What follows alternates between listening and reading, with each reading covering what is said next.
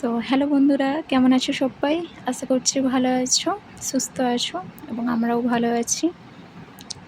ঘুম থেকে উঠে পড়েছি 6:45। আজ একটু উঠতে দেরি হয়ে গেছে। দেখলাম যে ছেলেটাও উঠে পড়েছে, আমার ছোট ছেলে। তো বড় ছেলে ঘুমাচ্ছে, তাই ভাবলাম একে নিয়ে ঝটপট কাজগুলো শুরু করে দিই।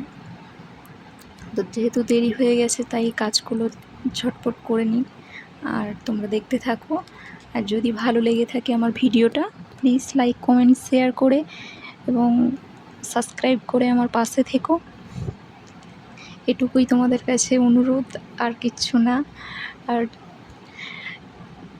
কেউ যদি পারো প্লিজ আমায় একটু কমেন্ট করে জানিও, কারণ তোমাদের কমেন্টের আশায় আমি বসে থাকি। কারণ কেউ আমাকে কমেন্ট করবে, আমি তার কমেন্টটা পড়বো।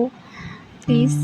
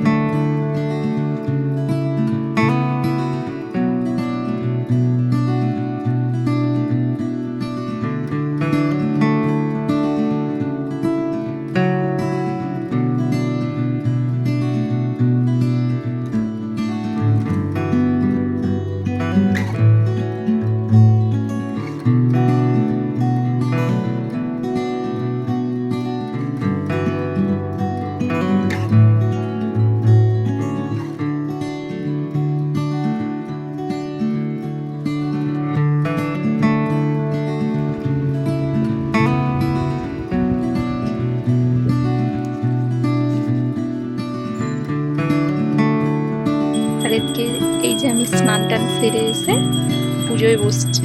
আর এদিকে দেখো আমার ছোট ছেলেটা এত বদমাস, ও খেলতে খেলতে বলটা নিয়ে আমার কাছে চলে এসেছে ঠাকুর ঘরে।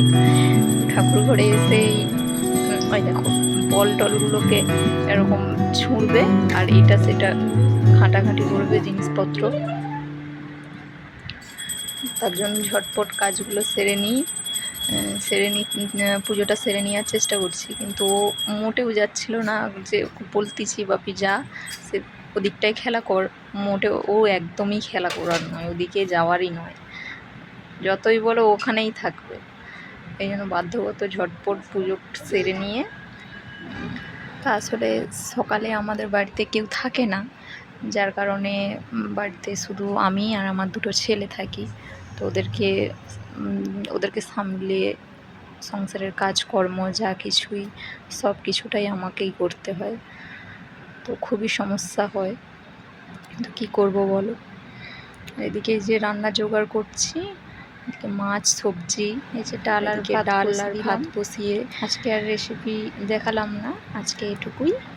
আবার কাল নেক্সট